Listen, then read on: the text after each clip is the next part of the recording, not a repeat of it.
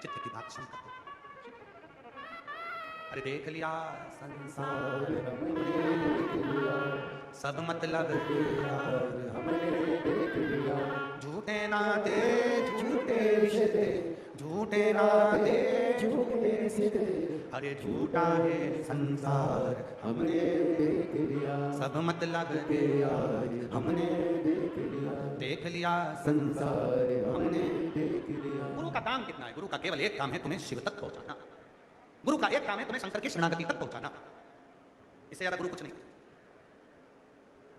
जब सीहोर गुरु पूर्णिमा पर गुरु दीक्षा लेने के लिए, गुरु नाम लेने के लिए लोग आते हैं, केवल एक कुबरेश्वर बाबा का धाम ही केवल एक ऐसा है जहां पर साल में केवल एक ही बार गुरु मंत्र दिया जाता है, शिव दीक्षा दी जाती है, शिव नाम दिया जाता है, केवल एक साल में केवल एक ही दिन। उसके सिवा हमारे बीच में स्वामी जी महाराज एक बार जोरदार ताली उनका स्वागत है।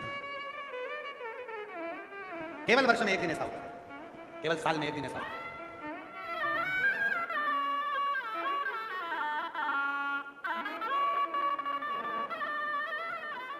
केवल वर्ष में एक ही दिन जो गुरु पूर्णिमा का दिन रहता है, सारी जगह पर साल भर लोग दीक्षा देते हैं। जहां जहां लोग जाते हैं वहीं पर दीक्षा देकर आते हैं। बहुत सारे लोग ऐसे मिलेंगे तुम्हारे आएंगे दीक्षा देकर चले जाएंगे।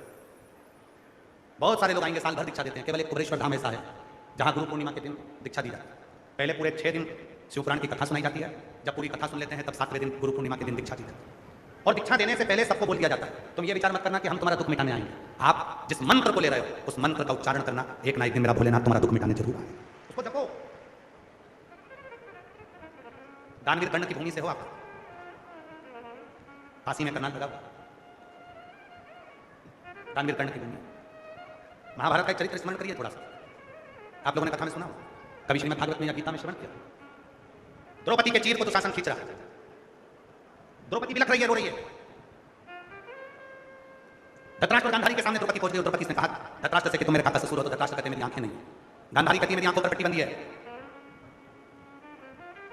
द्रौपदी रोती रोती भीष्म पितामह के पास पहुंची और भीष्म पितामह के पास में द्रौपदी पहुंची और पितामह से कहा पितामह आप हमारे घर के बुजुर्ग हो, बड़े हो, कम से कम तुम तो मेरा साथ दे दो। भीष्म पितामह ने कहा मैंने दुर्योधन के घर का अन्न खाया है और जैसा खाया अन्न जम के बोलो वैसा हो गया मन। जैसा पिया पानी वैसी हो गया, जैसा पिया दूध वैसा बन गया बुद्ध। बुद्धि कैसे बनती है? दूध। मैं बोल नहीं सकता, मैं कुछ कह नहीं सकता। ये माँ है सिरसा हरियाणा की कथा में, तारा बाबा की कुटिया में कथा सुनी, वहां की मिट्टी कथा की लेकर चली गई, बेटी को विदेश भेज दी। बेटी ने अपने उदर पर लगाया, 3 महीने में घर बैठ गया। 18 साल के बाद पुत्र रत्न की प्राप्ति हुई। जोरदार ताली।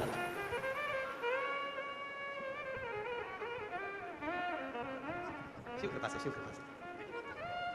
जी कह रही है बेटी